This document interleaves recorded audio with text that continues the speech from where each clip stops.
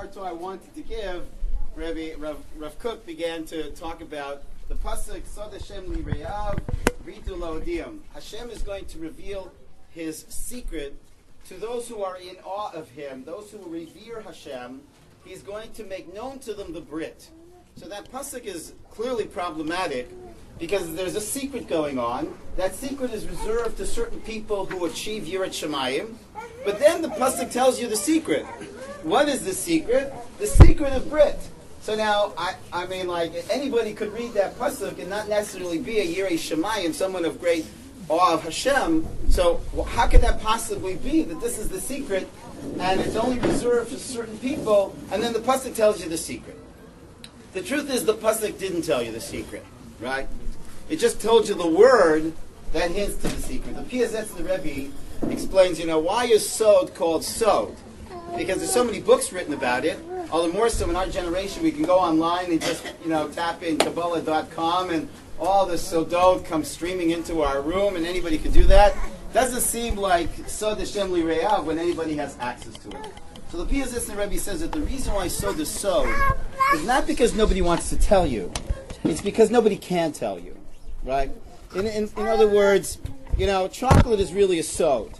You can open up a dictionary. There's a definition of chocolate, but you still don't know what it is because only when you taste it. And even after you taste it, you still don't know what it is. You can't tell anybody else, and you can't even tell yourself. You just know when you know, and it's absolutely for sure. You have total certainty that this is chocolate. And everybody can close their eyes, and we could give you chocolate, and you could say, this is chocolate, and then we could give you vanilla, and you would say, this is vanilla, and we would then say to you, well, how do you know? And you say, I just know. Right? Well, prove it to me. I don't have to prove it to you. I just know. I remember I was at a Brit. It's coming to me right now. I was at a Brit, and Rav Shlomo was there. And I always had this vision of trying to bring all people involved in outreach together. Right? A Meshuggah vision, right? So I went to Rav Shlomo, and I asked Rav Shlomo if he'd be willing to meet with one of the great leaders of Kiruv today. They were obviously extremely different in their shita, but I thought this would be so fabulous if these two great Rabbanim would meet. Rav Shlomo, of course, said, absolutely, absolutely. But this is what he said. He says, the difference between my way and this particular rabbi's way is he believes that you need to prove to people that God exists. I'm telling you, brother, people know God exists, right? They just want to know that He knows they exist, right? And feel His love, And so Rito, the Sod is something nobody can ever tell you. You got to experience the Sod. So even though it says Sod Hashem Lireav, the secret is to those who have awe.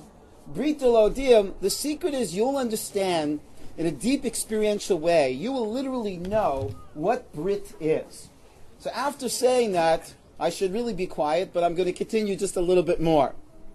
Because just as in the dictionary there's a definition of chocolate, so what good is the definition? It at least tells us which direction to go to find it. So Rav Kook in this particular piece in Orth HaKodesh explains what Sod is. And he explains this pasuk.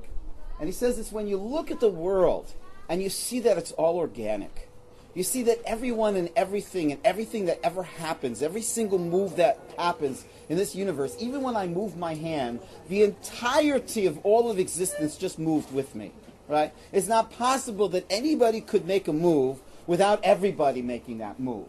It's such an incredible sense that in every moment is all moments of history, and all moments of history is in every single moment, right? And that's the sense of, Tiferet in Sod is beauty. But my Rebbe Rav Shlomo Fisher explained that Sod is connected to the sphere of Yisod. And what is unique about the sphere of Yisod, it's more than just beauty, it's organically alive. When you look at a picture, you say it's beautiful because all the colors and all the shapes, they work together, but they're still not alive. When you take it from Tiferet to Yisod, it all comes alive, right? So what you have over here is what makes Sod Sod. I asked for Shlomo Fisher, why one of the critiques of Rav Kook is he doesn't seem to, give his sources. So my Rebbe said to me, you don't understand. Rav Kook's sources was Kol Torah Kulo. was the totality of Torah.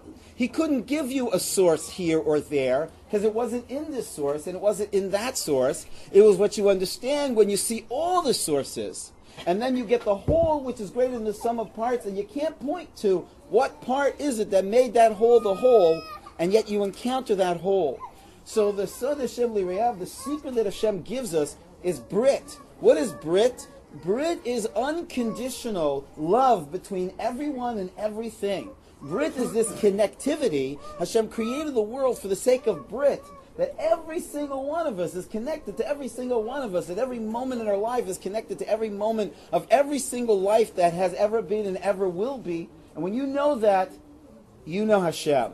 So I've had, the incredible pleasure to get to know David only a little bit, Chafsiba, because she wasn't in our kollel, but she was represented very well by David. And David has this chukah. He has this incredible yearning to know Hashem as one and to bring that sense of at-oneness to all of us. And so Hashem should bless you and your whole family, that you always should feel at one with each other, and that you should always exude that love. I'll tell you a very quick story. I spotted David years ago at the Kotel, right?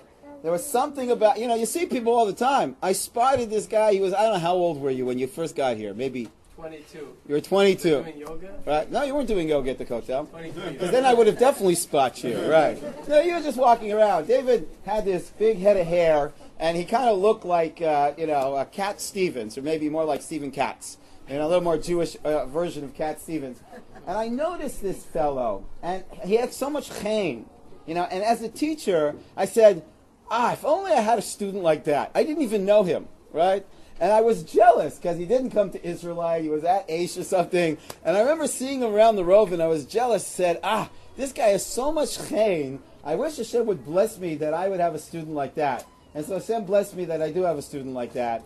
And I'm really very, very honored. And I guess, everybody has a soulmate. We have a soulmate that we get married to, but we also have soulmates in terms of friends and community and family. So I'm just very honored to know that we're all soulmates together in this great story of Sod and Brit. And so thank you so much. And Mazel Tov. Mazel Tov.